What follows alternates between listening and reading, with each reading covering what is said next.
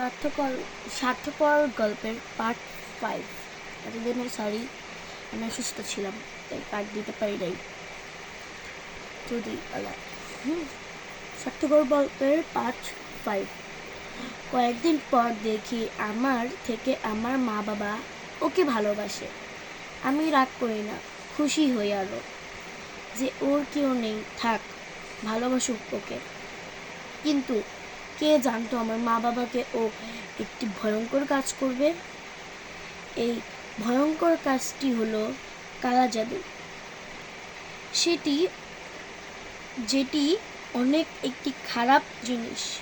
আমি ভাবতেও পারিনি ও এটা করতে পারবে।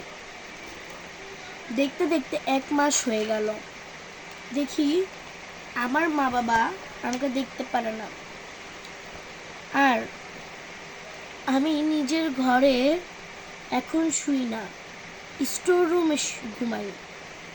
সবই হলো আমার বান্ধবীর খেলা। তো আজকে এই পর্যন্তই থাক, and subscribe.